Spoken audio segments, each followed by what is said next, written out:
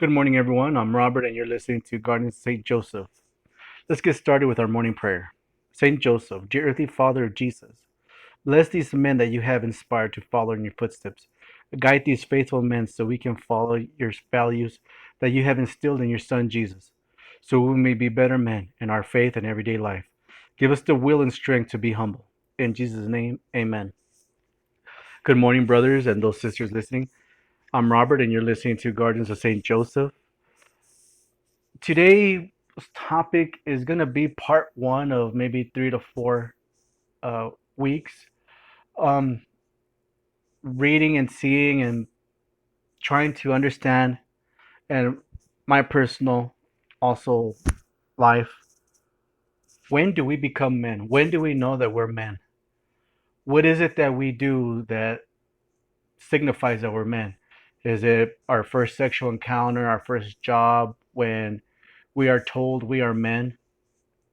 Um, a lot of things that I'm reading and a lot of things that I'm studying and vast knowledge is always free, like they say.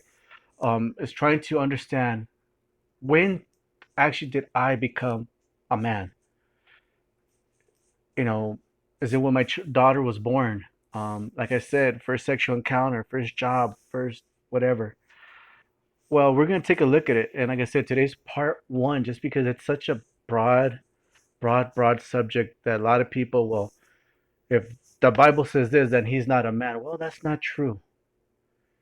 Because, and one thing that I know someone's going to say, what about orientation? What about, does it really matter? We're all created in our creator's image, in God's image. So who are we to judge? We're no one to judge on this earth. And I think it's horrible that you have a lot of religions. I'm not just going to say Catholics or Christians. Everybody always say that want to judge and say, well, you're going to be condemned, you're this, you're that. Well, guess what? That's not your choice and that's not your decision.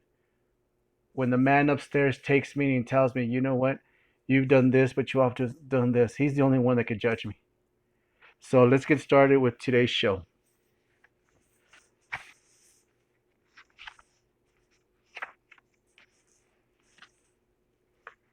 When I was a child, I used to speak like a child, think like a child, reason like a child. But when I became a man, I did away with the childish things. 1 Corinthians chapter 13 verse 11. I solemnly resolve before God and take full responsibility for myself, my wife, and my children. That is from the book, The Resolution for Men. Let's read that one more time. I do solemnly resolve before God to take full responsibility for myself, my wife, and my children.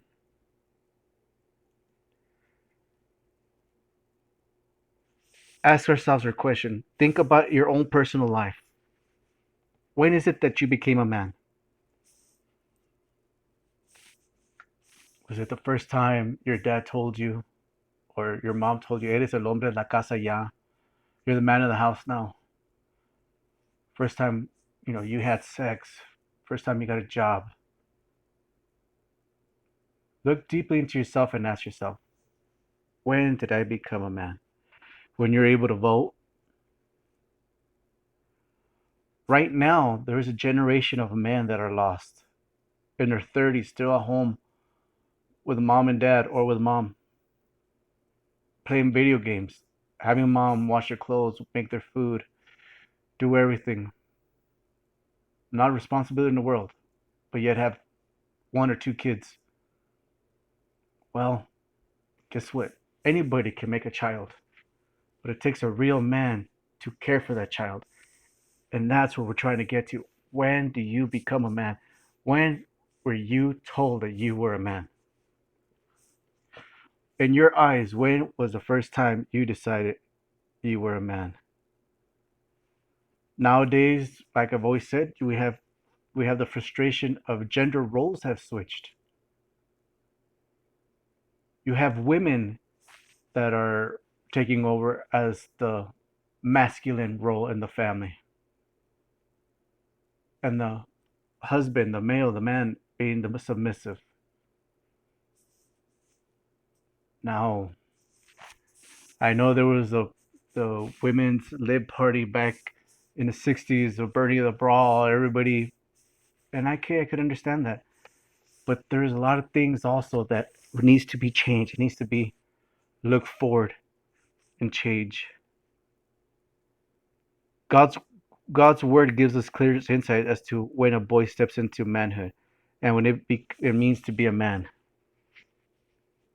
Just learning things around the house, fixing things, working on cars. That really doesn't mean. So a lot of people say that, well, I'm a real man because I'm a construction worker. I'm a real man because I build things. I'm a real man because I do this. Okay. So what about the ones that work in offices? The ones that go to Ivy colleges, the ones that are have succeeded in not being a blue collar but are white collar. Are they less of a man than you are?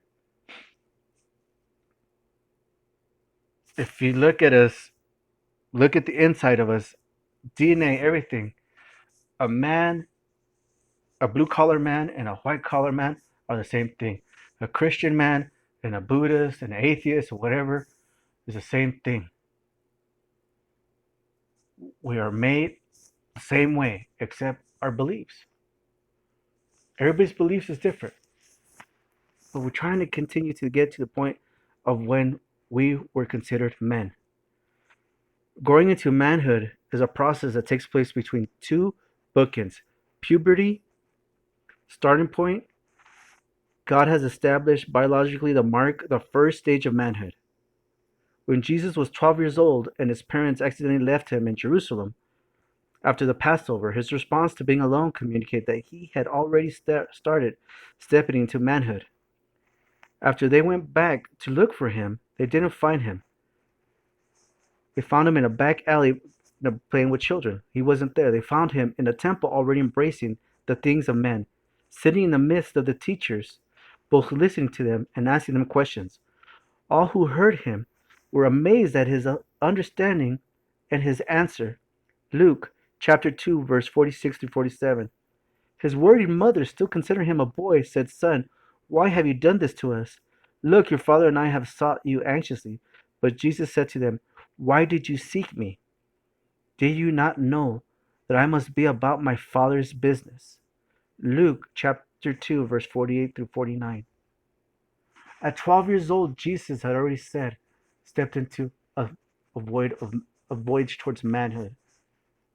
His proclamation and his obedience to his Father, not earthly Father, but Father. Though Jesus was likely entering puberty, his mental, social, and spiritual development into manhood had already begun. For after this event, the scriptures say that he kept increasing in wisdom and stature and in favor with God and men. Luke chapter 2, verse 52. He kept maturing in his thinking mentally, in his body physically, in his fellowship with God spiritually, and his relationships with others socially. Jesus at that time was becoming a man. In the Jewish community today, when a boy hits 13, he has a bar mitzvah. A ceremony signals his exodus from childhood and the beginning of his manhood. The Hebrew word for bar means son of, and mitzvah means the law or the commandment. During the bar mitzvah ceremony, the boy's father and other trusted men call him to manhood, embrace him, and allow him to read aloud from the Old Testament scriptures. He is now to learn and obey the commandments of God on his own as a son of the law, and his parents now consider him accountable for his own sins. As Hispanics in the Latin community here in El Paso, well, Hispanic community in El Paso, it's big and throughout the United States, we have quinceañeras. When a girl at the age of 15 is turning into a woman, she's already knows from a very young age where the little girls already say, I want to have a Cinderella or whatever type of quinceañera. She's already knows that at 15 she's stepping into womanhood. She is progressing into her role. The Hebrew community do the same thing with a bar mitzvah. And if you've ever gone to one, I've had a chance to go to one. many, many years ago. And I'll tell you what, that is the most amazing thing you could do. I didn't actually get to go to temple, but I did get to see how they treated him, his change, his lifestyle. Even even the young my friend, his posture to see him was totally different from what we used to see him running around and playing. He changes. It changes you. The Bible also reveals the other bookend markings full arrival into manhood. If puberty is where manhood begins, many passages indicate that by 20 years of age, a male is considered an adult man in the eyes of God. Let me read that one more time. In puberty is where manhood begins. Many passages indicate that by 20 years of age, a male is considered an adult man in the eyes of God. So that means from the age of 13 to 20, we are growing in knowledge, growing in every aspect in life, not only in knowledge and faith and responsibilities. So at 20, we are the man that God had made us to be put on this earth. Very interesting. I when I first read that, I couldn't believe it, and I was like, it took me a while, but then I started considering, yeah, and if you look at it from grades all the way up to your senior year, you're 18 years old, then you have 2 years to goof around, I guess, and then you become a man. It's the Bible has always had it right. It's socially that we've had it wrong. I know a lot of friends of mine that had kids in high school before the age of 18, and I when I speak to them and everything, how their life has changed. Of course, all of our lives change, but if their kids are already grown, they want to be go back to teenage years. They want to go back to the party life that once was around when they were in school. And that's what you see. If you go to clubs or you go to bars, you always see an older gentleman there trying to act like uh, someone young and not being responsible, not being trying to be the irresponsible part of them tries to take over again, I guess. When the Old Testament Israelites were asked to give financial contribution during the census, God required it of every man 20 years old and over. Exodus chapter 30, verse 14. When they made vows to help fund the sanctuary, God stated that men must give the most, identifying them as any male for 20 years, even to 60 years old. Leviticus chapter 27, verse 3. The individuals God acknowledged as ready to fight in war for Israel were men who were 20 years old and upward. Numbers chapter 1, verse 3. And when Israel sinned and crumbled against the Lord, the men who were held accountable and punishable severely by God were again those 20 years old and upward. Numbers chapter 14 through 29. So, in God's eyes, every lesson and preparation that was required in order for a boy to become fully accountable, responsible man was expected to happen during this roughly 7 year window between puberty and the age of 20. One more time, brothers. I'm going to read that one more time. In God's eyes, every lesson and preparation that was required in order for a boy to become fully accountable, responsible man was expected to happen during this roughly 7 year window. Puberty at the age of and the age of 20. He may have become a responsible adult earlier than 20, but by then he had no excuse. There we go. So 20. At 20 years old, I was not very responsible. I wasn't even responsible at the age of 30s. I was born to my 40s. I became really responsible.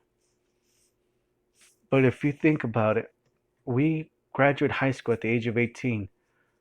A lot of us would join the military. A lot of us would join law enforcement. A lot of us would do other things, go to college. But by the age of 20, in God's eyes, we should have already been responsible enough to lead and to be able to lead a community, especially our own family. That is what God put into 20s. So from the age of 13 to 20, we have that 7 year window to start acquiring and to becoming responsible. If you're 20 or older, has something very important for you to embrace. Obeys, excuse me. I do solemnly resolve before God to take full responsibility for myself, my wife, and my children. Whether you're currently married or not, or have children or not, you're a man. As a man, God calls you to an appropriate and excellent standard, His standard. A standard of initiative, self control, and eager acceptance of your vital roles. A high level of expectations for certain attributes to become part of the fiber of your being. A man is to fully own your roles as an adult, husband, father, employee, neighbor, and any other role you choose to understand. What does taking responsibility for your manhood look like?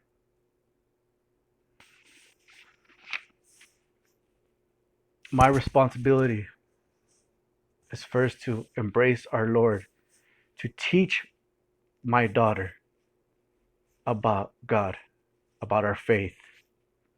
My wife, as in my household, I am the leader of our faith. I am the one that will teach and proclaim and to have strong faith. So does my wife. My wife has more faith than I do, and she's very, very, very, very strong in her faith, and I love her for it. Again, that's where gender roles have been switched. Our gender roles have been switched because what has happened? If you went to church every Sunday, it was your mom that was waking you up. It was your, especially in the Hispanic community, your mom was telling you, levántate, levántate, wake up, wake up. It's time to go to church. No quiero ir, I don't want to go. ¿Cómo te no vas a ir? I know my grandmother, God rest her soul, was the one that would be like, te vas a levantar o te voy a piscar. Either you're going to wake up or I'm going to pinch you. She was the one at that time, the leader of our home to teach us about faith and to make sure we went to church. My grandfather wouldn't go to church. Again, gender roles. Gender roles had been changing for a very long time. The women were the one that were leading the faith. Now we have to go back to the old, and men have to proclaim their position in God's home. So we could teach our children, so we could teach the new generation on what it is about masculinity and femininity.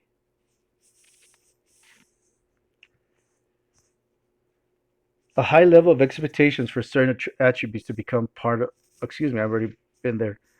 How does God help you overcome the obstacles that exist between where you are and where He wants you to be? Indicating the scriptures that defines what true manhood is and should be. These things should be developing in every boy as he becomes a man, and every man, regardless of age, needs to find these within himself and be living them out. A man accepts his masculinity. Masculinity is generally understood as having the characteristics of maleness. The key ingredient is actually strength from childhood. God has put a longing inside of you to be strong. A boy doesn't twirl in front of the mirror. He flexes his muscles instead. The natural competitiveness and aggressiveness in men is often a testing and demonstration of their strength. Like Jesus, every man also needs to be developing moral, mental, social, and spiritual strength. All of our key roles in life will require greater strength in order to carry them out. Men do not develop a sense of their own fortitude. They will never attempt hard things, lead their families, fight for their country, confront evil. Instead, they will become irresponsible, passive cowards who are easily swayed and give up when the pressure is on. Brothers, really quick, I'm going to say something. I might offend some of you, and that's not my intentions. The world has changed a lot, and my belief is this. I have a lot of friends in the gay community, and I have nothing but love and respect for them. They have been tormented their whole lives because of this, because of the way of the lifestyle. But guess what? I'm going to tell you something. I've worked with a lot of them side by side. I work with some of them in the prison side by side, and I'll tell you what, they ain't nothing coward about them. I've had people call them sissies or this or that or this. I'll tell you what, those are the strongest people I've ever met. To choose a life where they're going to get ridiculed, to choose a life where people are going to mock them, to choose a life where people are going to assault them because of who they love. I'll tell you what, my hat goes out to them, and I'll testify to that they are men. I know a lot of them that have children. I know a lot of them that take care of their nieces and nephews like they were their own. There ain't nothing to say negative about them. They fight in wars. A lot of them are in the military. A lot of them are police officers. A lot of them are correction officers. A lot of them are in government. Brothers, who are we to just to judge them because of that? We are nobody, and we have no right to judge them. Yes, the good book says the man should lay with woman, nor male or beast. But guess what? A lot of them go to church. A lot of them pray. A lot of them sit next to you that you don't even know of. So when people start saying, "Oh, this guy's this guy's that," well, be careful what you say. You don't know who the person you're sitting next to or standing next to might be it, or they might have somebody. Those are my friends that are out there. I love you. My hat goes off to you, and my heart goes to you, and my prayers do too.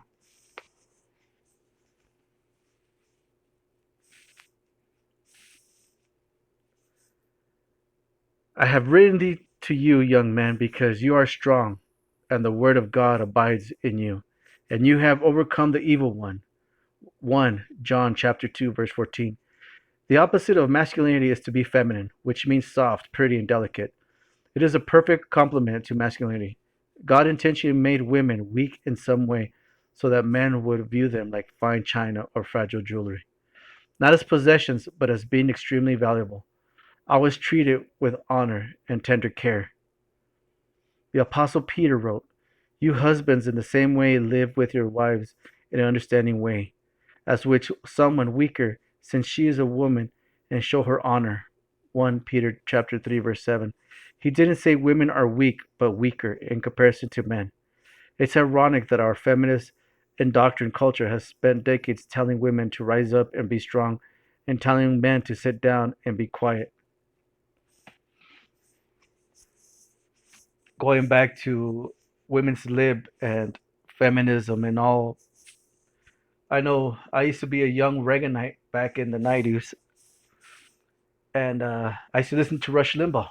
And Rush Limbaugh had a word, feminazi. And, at that time I thought it was funny, of course, being young and dumb as I was.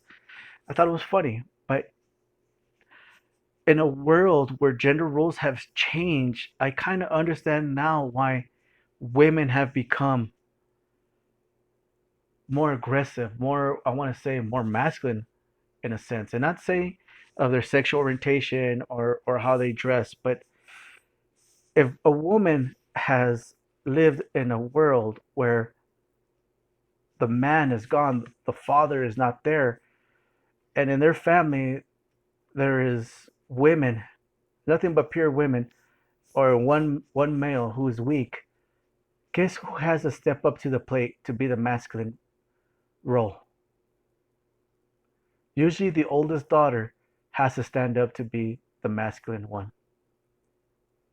Ironic, it's either the oldest or the youngest, because say the sibling in the middle, or that one sibling that they have that's a male, chooses to be weaker, then that female has to become the strongest, has to be masculine, has to be the one that the voice is heard, that everybody fears because she's rough and tough. That's why it's so important that if you're going to be a father, if you're going to do the deed, be responsible to be there. Be responsible to raise those children. Be responsible to lead your family in faith. That's why we're in a world that we're in right now. because we keep on evading our responsibility. If we were to live our life, the responsibility through our faith, a lot of the issues we have now wouldn't be around. I don't care if you're a Republican or a Democrat, if you love Trump or you love Biden or Harris or whatever. If they all live their life in faith, and I just don't mean to be a Catholic or Christian, I mean to be a person of strong faith, we wouldn't have the issues that we have now. I'm not going to sit here and say I'm a Catholic and my faith and religion is better than anybody's, because you know what? I believe that everybody has a right to believe in God. Now, as they say, we are created in God's image. And last time I checked, we all look different. We're all different colors, we're all different sizes, shapes, forms, language. So I don't expect God to look like a 360-pound Mexican with full beard and short hair and tattoos, because then I look at my wife and she's only 5'2". I don't think God's gonna look like her. So we're all created in His image. So faith, if men have to be men and stand forth and bring about faith into the family. Men have to start belonging. Men have to start being. We've already accomplished that between the ages of 13 through 20. At 20 years old, you should be a fully responsible man. And how ironic, a woman becomes a woman at the age of 15 years old. So that means they're smarter and wiser probably than us by 5 years. And I look at my wife and I can agree she is smarter than me. But brothers, the book is telling you. The book is telling you what up will mean, what should we that we need to do. You know, we got to rise up and be strong. We can't be sitting down anymore and to be quiet. You know, yes, the women's lib and all this, women have more rights or whatever, but guess what? If we follow faith, they can't shut us up. They can't make us sit down. We have to stand up. We have to be vocal. A father's job is to call his sons into manhood, embrace their masculinity, be like Jesus, and become mentally, physically, spiritually, and socially strong. To walk, talk, and act like strong men. If you're an adult male, 20 years of age or older, then consider yourself a man. You're going to obey him and be faithful to God until the end. Act like a man. Embrace your masculinity. Hear command to be strong. Like I said, it doesn't matter what you believe in. As long as you have faith and you believe in God, guess what?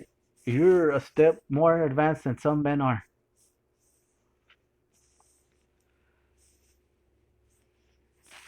I could sit here and tell you what it means to be a man. I could sit here and tell you to follow and to do and to keep going. Ultimately, it's up to each and one of us. Obey God's words that say it all of us. Act like a man, be strong. 1 Corinthians chapter 16, verse 13. This is our responsibility as men. This is required of us to be faithful. The apostle the apostle Paul said, "When I was a child, I used to speak like a child, think like a child, reason like a child. When I became a man, I did away with childish things." That's 1 Corinthians chapter 13, verse 11. A vital transition must take place as a boy becomes a man. He must initially choose to let go of childish and foolish things. Clinging to childhood while growing into manhood is like trying to run in opposite direction at the same time. The Peter Pan syndrome, that's what we call it nowadays, gentlemen. The Peter Pan syndrome is a modern term often used to describe immature men who refuse to grow up. How many of us know men, friends, whatever, that have kids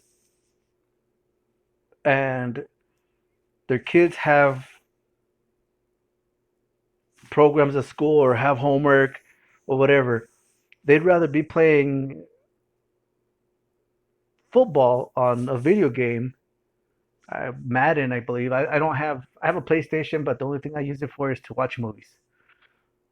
That's pretty much it. Blu-rays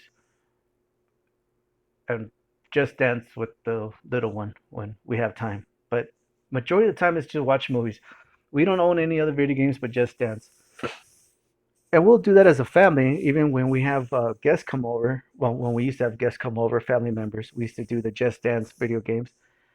But I know guys that would rather play football games and these war games virtually. I don't know, than to be with their family, than to be with their loved ones. I'm sorry. I there's this one game that my daughter was talking to me last night. Oh geez, she's at school and I can't even ask her. I don't know. You create a virtual life and you create characters and that's how you meet people. I looked at her and I said, "Do you play that?" She goes, "No, Dad, that's dumb." And I couldn't believe it. And then we're watching TV last night in this that same game that she was I was asking her about.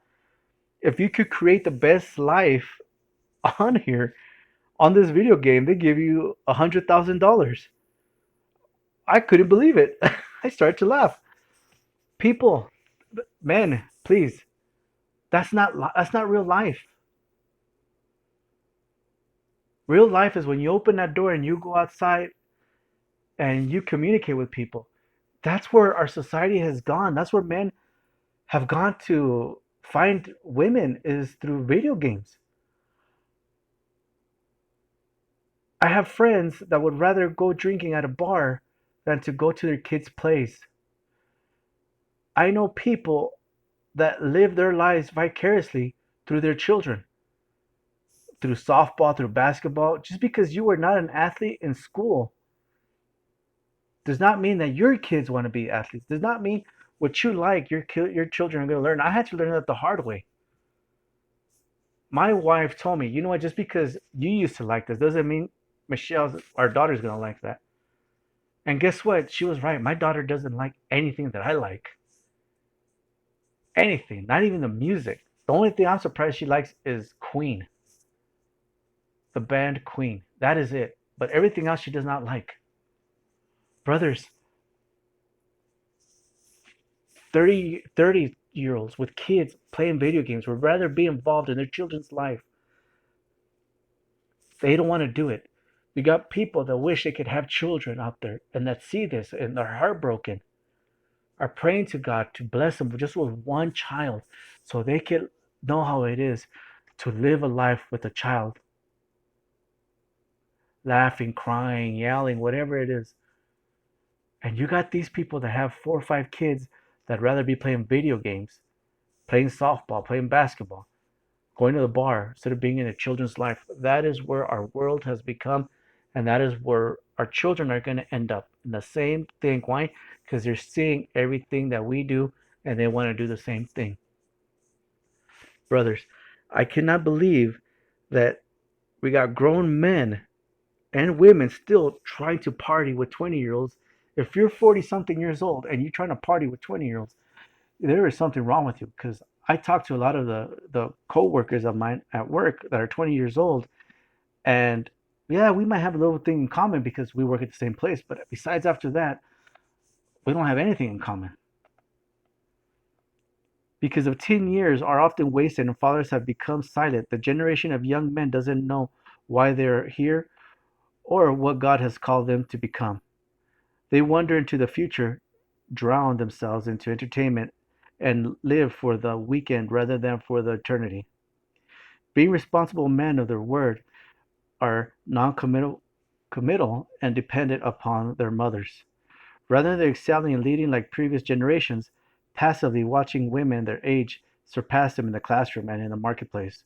Rather than initiating serious conversations with wiser men, they goof around with fools in sports bars. They identifies are wrapped up in pleasing themselves and wasting their time, not bettering society and training up the next generation. They carry this over into their families. 30-year-old man who won't stop playing video games to read to his children, or a 40-year-old dad who won't talk with his hurting teenage daughter because it would take time away from a playoff game, or a father who won't go to church with his family because he stayed up too late watching television shows that only reinforces his immaturity. Too many men want that freedom, rewards, privileges of manhood, but only the responsibilities of boyhood. They want intimacy with their wives without loving them as God instructed.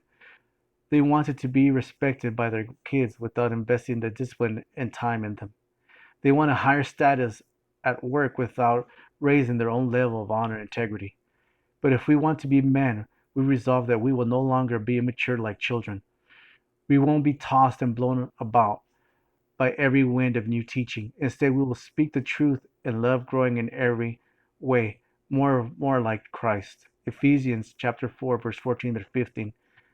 Think the thought and speak the words of mature men, not teenage boys. Paul challenged the early believers, do not believe in your thinking. Be infants in evil, but if you're thinking, be mature. 1 Corinthians verse 1, chapter 14, verse 20. Every man needs to identify and release any leftover childness from his past. Childhood has come and gone. It's time to repent of wanting to remain there. Learn to act our age and move on the greater, better, and noble things of men. The noble man makes noble plans, and by noble deeds he stands. Isaiah chapter 32, verse 8. Brothers, I could sit here and speak to you and try to get you to understand, but guess what? There's going to be those that are going to be appalled. They're going to be upset that I'm reading this and I'm trying to teach and I'm trying to show you that in this life, it's you look outside right now. There are so many killings and there's so many things out of anger and frustrations, that keeps building and building and building. It's like every time you turn on news, some man's getting shot, someone's getting killed. Race, everything that's going on. But let me tell you something. Not everybody's the same. Brothers, I know there's guys out there that say, you know what, I play video games to relieve stress. Yeah, guess what? So do I. I do the same thing. I'm not going to sit here and lie. I have one game on my phone that I play to relieve the stress, to relieve that the redundance of life that we have to go through every day. But guess what? That game doesn't make me ignore my wife or my child. I wish I could. Just for one day, like we all say, just one day I wish I didn't have no responsibilities. But guess what? We don't. We do have responsibilities. We decided to make life. We decided to get married. We decided to be involved. We decided to take, to be a man, to be whatever we want. But now, guess what? Let's keep forward. Let's keep going. Let's move. Let's keep on going. Let's keep on trying to say, you know what?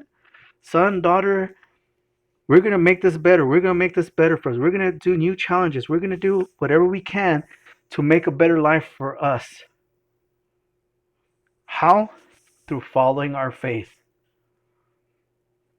I keep on pushing faith because guess what? Faith is what keeps us intact. Faith is what keeps us whole. Faith is what keeps our mind free. I have a couple of listeners, and I won't say names, that can't sleep at night, can't have the stress of the world on their shoulders. Guess what, brothers? You're not alone. Like I've always said, drop me a line, email me. If you know who I am and you know where I work at, pull me aside and say, hey, you know what, this is going on. Hey, you know what? I'll call you and we'll sit down and talk. That is what's being a man. Being a man is to be able to help his community. In old times, the times of Christ, the time of this, there was a tribal leader. I'm not saying I'm a tribal leader, but there was a wise man. There was someone there. I'm not wise, but guess what? If a group of us get together and sit down and talk, guess what? We are the tribe. We are the ones that are going to help our families. We're going to be the ones that step forward. Brothers, that is the issues, the problems that we have now in this world. Nobody wants to help one another. Nobody wants to constitute, hey, you know what? Let's do this. There was a show on NBC that I fell in love with called The Council of Dads. And if any of you saw it, I mean, or you haven't seen it, I recommend you see it. Um, it's something that this world needs today. Like I said, when did you become a man? We could look back and we could step forward and we could keep on stepping and saying, when did I become a man? When did you become a man? God was right when he said at the age of 13 through 20, you start learning more responsibility. So at the age of 20, you are responsible. That's it. You're responsible and you keep on moving forward. Brothers, at this time of need, we need more men to take action, not to sit back. We need more men. We need more gender roles to be switched back. Sisters, don't say that you haven't done a great job. You have. And thank you for stepping in while the men were, I don't know, I want to say away. But it's time for the men to go back and to help lead our faith, to help lead our families. I know a lot of sisters will say, I don't need a man, I don't need this. Well, you know what? You might be right. You might not need a man. But if you had children with a man, or anybody, then guess what? They need that person too in their life. It took two to make one. It should take two to raise that one. I'm not saying nowadays you have the LGBT and there's a lot of other letters after that that I don't remember. I just remember the LGBT when I was growing up. But when I hear people say, well, that's not a man, well, guess what? They are. Anybody that steps up and cares for other people, follows a faith.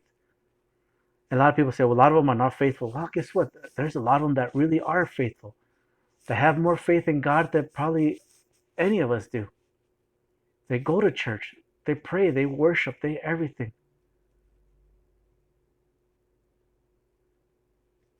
A man you're not a man just because you were born you have a penis.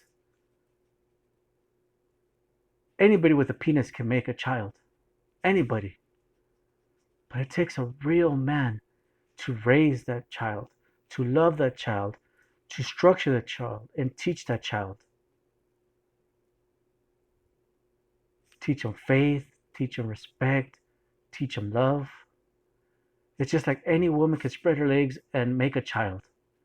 But it takes a real woman to raise that child.